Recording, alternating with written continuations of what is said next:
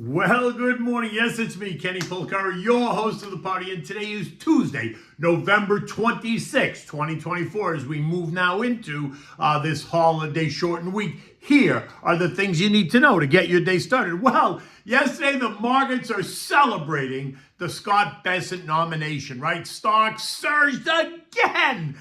And overnight, Trump announces a 25% tariff on Mexico and Canada to try to stem the flow of the illegal immigrations, right? Tariffs to be imposed in January 20th when he takes office. He proposed an additional 10% for China to stop the flow of fentanyl.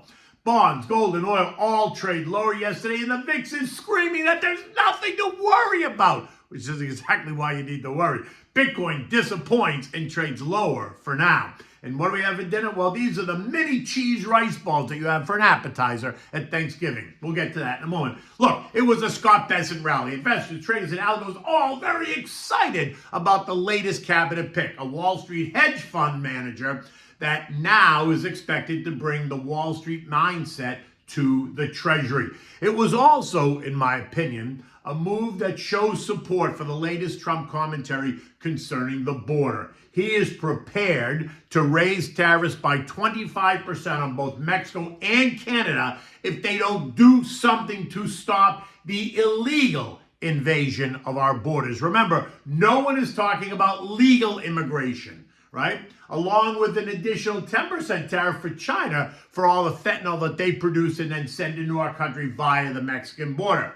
It was Trump just following through on his campaign promises, nothing more, nothing less. And my sense is that investors are welcomed that news as well.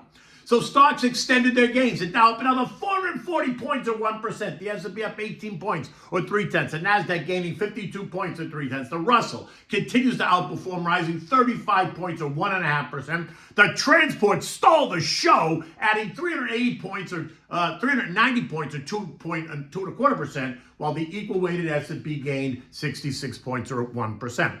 Bessent, in a Wall Street Journal interview, told us that he supports a gradual approach to implementing trade restrictions and is open to negotiating the exact size of tariffs championed by the president-elect. He also said that the priority is going to be deliver on Trump's various tax pledges while also cutting spending and maintaining the status of the dollar as the world's reserve currency. Investors loved it, and the algos went all in. And don't forget, this is also Thanksgiving week, what has traditionally been the start of the annual Christmas rally that takes stocks higher into year end. Black Friday officially starts this week, although who's kidding who? Black Friday sales have been going on for weeks now. And then we move right into Cyber Monday, and so it all begins, right? The countdown to the holiday shopping season, a season that this year has 5 less shopping days than last year, thus the early start. And so moves in the market can be exaggerated. Retail stocks surged, the XRT rising by 3.6%, taking that sector up 16% year to date. Consumer discretionary jumped by 1%, taking that grew up 23% year to date. In addition, we saw strength in real estate up 1.3%, basic materials up 1%, healthcare up 0.8, leaving industrials, financials, communications, consumer staples all up 0.6. Utilities gained 0.2, while energy got smushed, falling nearly 2%. Now, with all the excitement, there was some weakness in names that have been on fire. The one that comes to name, reiterating the idea that trees don't grow to the sky, is NVIDIA. It got punched in the head yesterday, falling 4.2% on top of the 3.2% slide on Friday. For really no other reason than it was extended. The stock broke down through last week's low of 137.15 to end the day yesterday at 136.02. And it is now about to test the short-term trend line at 134.40, which is key. If the stock breaches this level, then I would expect volume to surge, and that will send it lower. The algos will send it lower, thinking down to the 130-ish level. But if it holds, that's a key concept here, then I suspect that that's going to create a whole new round of aggressive buyers looking to put more money into that name. Now remember, this is a conundrum, because even if it trades lower, there are plenty of buyers, and they will continue to buy it. They're just going to be more passive, not aggressive, allowing the sellers to dictate the price, at least in the short term. But this allows those buyers to accumulate the stock at even better prices.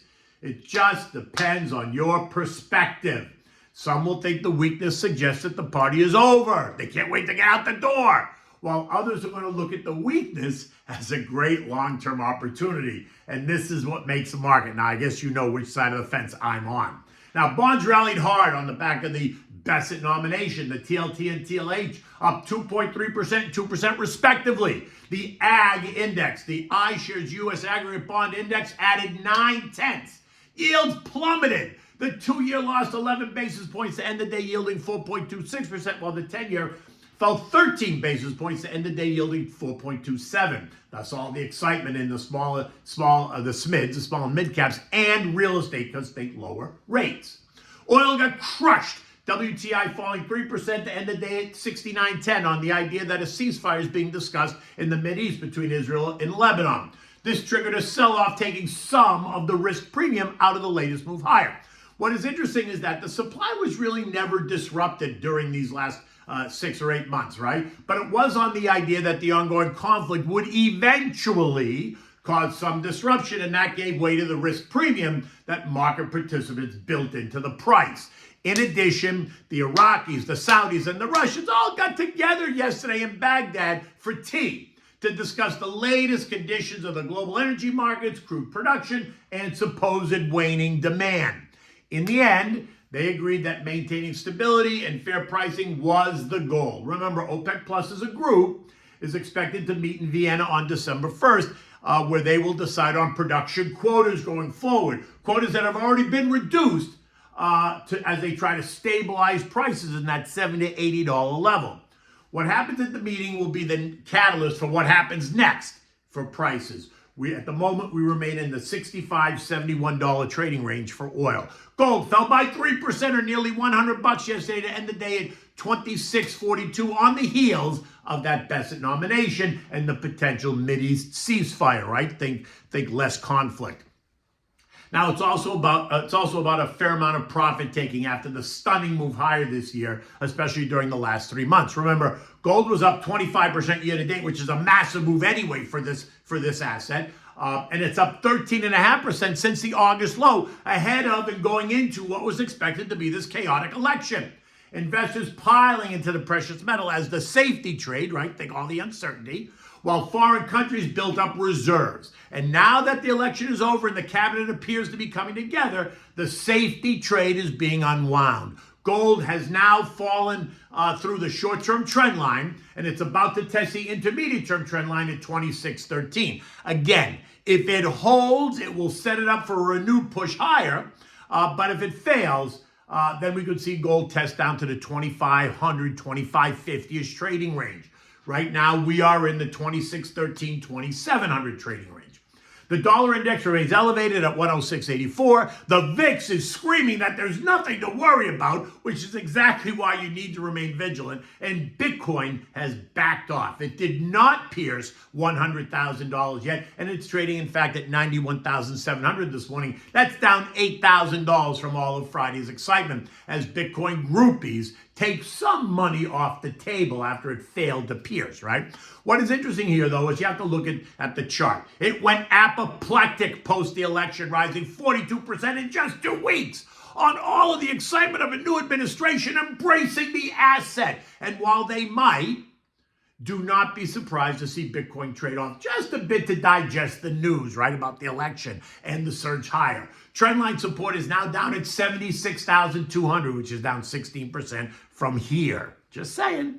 This morning, U.S. futures are up, but they're up barely. Dow futures up 36, S&P's up 5, Nasdaq's up 17. The Russell is down 9 points, actually. Traveling for Thanksgiving has begun. Trains, planes, and automobiles are on the move. Today's eco data includes the Philly Fed Services activity, the Richmond Fed, and the Dallas Fed Services activity, along with new home sales, which are expected to be down 1.8%.